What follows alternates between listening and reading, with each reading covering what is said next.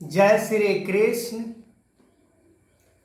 भगवान कृष्ण और अर्जुन दोनों पहले भी मित्र थे, सखा थे। पर जब तक अर्जुन के अंदर भक्त भावना नहीं आई, दास भावना नहीं आई, तब तक भगवान कृष्ण इस रहस्यमय ज्ञान को अर्जुन के आगे नहीं खोले, अर्जुन को नहीं प्रदान किए। इंसान जब तक कर्म योग में जीवन नहीं जीता है, तब तक ये ज्ञान समझ में नहीं आता। चाहे कितना भी कोई डिग्री को हासिल क्यों न किया हो, चाहे दुनिया में कितना भी लोग उसे जानने वाले क्यों न हो, दुनिया में बड़ा से बड़ा धनवान भी क्यों न हो, पर जब ब्रह्म ज्ञान की बात आती है तो कर्म योग को धारण करना जरूरी होता है। आज इस संसार में ब्रह्म ज्ञान धारण नहीं करने का पीछे जो रीजन है, वो यही रीजन है कि कर्म योग आज लिप्त होते जा रहा है, कर्म योग खत्म होते जा रहा है, कर्म योग में कोई जीवन ही नहीं जीना चाह रहा है, दूसरे को सेवा करना ही नहीं चाह रहा है। क्या दूसरे को हमें दिल दुखाने वाला बनना है? क्या दूसरे को पीड़ा देने वाला बनना है? क्या दूसरे को दुत्कारने वाले बनना है? नहीं, हमें कर्म योग में जीवन जीकर इस संसार में परमात्मा को प्राप्त करना है। ये हमें जो अवसर प्राप्त हुआ है मानव जीवन रूप में, ये अवसर को हमें हाथ से यूं ही नहीं जाने देना। भगवान कृष्ण ने अर्जुन को बार बार यही समझाने का प्रयास कर रहे हैं कि संसार में मनुष्य जब जन्म लेता है तो केवल उसका एक ही मकसद होता है, परमात्मा को प्राप्त करना, निराकार परमात्मा को प्राप्त करना। और निराकार परमात्मा प्राप्त कर्म योग से ही संभव है। गीता के जिस चैप्टर को उठाकर देख लिया जाए, क्या हम इस संसार में दिखावा भक्ति कर रहे हैं? भक्ति तो सब समर्पण करके की जाती है। अर्जुन के लिए भी भगवान कृष्ण ने समर्पण की बात गीता के 4 अध्याय में समझाते हैं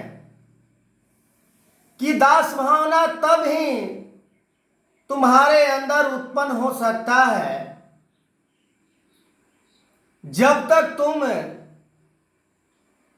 समर्पण नहीं हो जाते। दास शब्द का यदि विवेचन किया जाए, संधि विच्छेद किया जाए, तो किसी धनवान के लिए दास भावना नहीं उपयोग किया गया है। किसी बलवान के लिए दास भावना नहीं उपयोग किया गया है। दास भावना महापुरुषों के लिए किया गया है, संत के लिए किया गया है, महात्मा के लिए किया गया है, श्रेष्ठ पुरुषों के लिए किया गया है। जिसके अंदर दास भावना होता है उसके अंदर किसी प्रकार का कोई कामना नहीं होता, किसी प्रकार का कोई लालच नहीं होता, किसी प्रकार का कोई स्वार्थ नहीं होता। वो किसी को दूर करके नहीं देखता है, किसी को पराया करके नहीं देखता है, किसी को बैर भावना से युक्त होकर नहीं देखता है, किसी को छोटा बड़ा नहीं समझता है, किसी को अमीर गरीब काला गोरा करके नहीं देखता। दास भावना आने का मतलब समदृष्टि, समभाव, विश्व बंधुत्व कुटुंबकम मन के अंदर स्थापित हो जाता है। जैसे हमारे शरीर के अंदर अनेकों अंग के पार्ट्स होते हैं, किसी भी अंग में यदि कोई खराबी आ जाता है किसी पार्ट्स में, पीड़ा पूरे शरीर को सहना पड़ता है। ठीक उसी प्रकार दास भावना से युक्त महापुरुष, दास भावना से युक्त संत, दास भावना से युक्त मनुष्य, वो दूसरों को पीड़ा हरने वाले होते हैं, वो दूसरों को सुख देने वाले होते हैं, वो दूसरों को पराया नहीं अपना करके देखते हैं। भगवान कृष्ण ने अर्जुन को दास भावना की जब बात समझाते हैं तो अर्जुन को पसीना छूट जाता है कि भगवान कृष्ण ने आज तक हमारे साथ साथ ना जाने कितने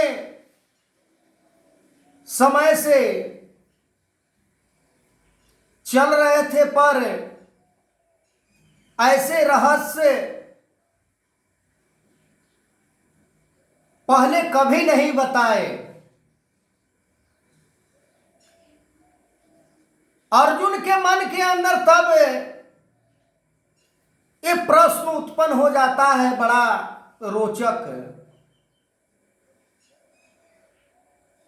कि भगवान कृष्ण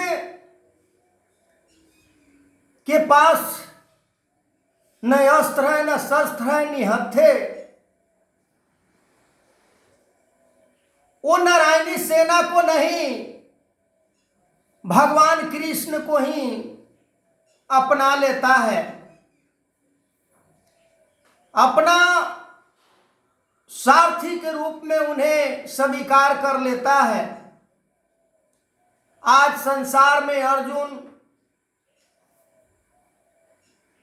बड़े कम ही देखने को मिलते हैं। समर्पण भाव से, दास भावना से। आगे मैं इस वीडियो को कंटिन्यू करूंगा। तब तक के लिए जय श्री कृष्ण।